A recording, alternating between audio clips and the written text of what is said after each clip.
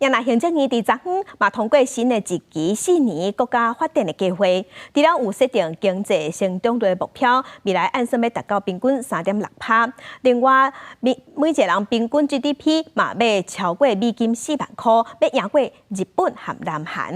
也那经济这部分要发展5大产业，包括半导体、新增加产值2.6兆 ，AI 产值伫民国115年嘛希望会当达到超过1兆以上。为着要达成这个目标，国发会表示会下部会去合作。针对未来4年国家发展的目标，行政院会通过透过希望家庭8大施政的重点，将台湾打造成创新驱动的国家，和全民共享经济成果的果实。国发会主委刘建清表示，今年预估经济成长率是3.9%，创下最近10年来的新高。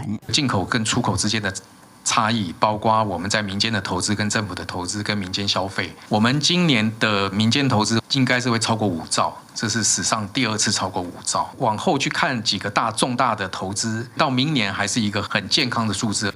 详细看，今年经济成长率除了定伫上悬3.91%，为明年开始到117年，嘛要锁定伫3.6%。若是人均 GDP 今年预测伫33610块美金，116年可望突破4万美金，一定会当超过日本甲韩国，刷来要阁超过以色列。只是台湾一向以出口为主。咱国家的总体经济敢有法度达标？学者因是安尼看。如果我们设定一些我们可以掌控的目标，能达成当然是最好。但是你设的目标，这里面有太多变数是我们无法控制的，这个你没有办法达标，当然就可以推给全球经济不好。若是伫经济发展的部分，要发展5大新的产业，包含半导体新增加产值2.6兆 ，AI 产值要伫115年突破1兆。为了避免产业发展无平均，国发会提出改方。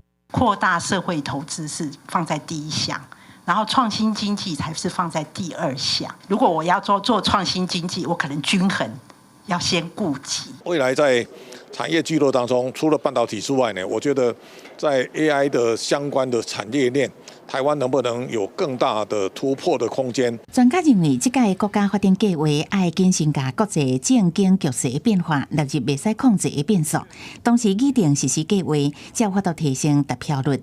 记者综合报道。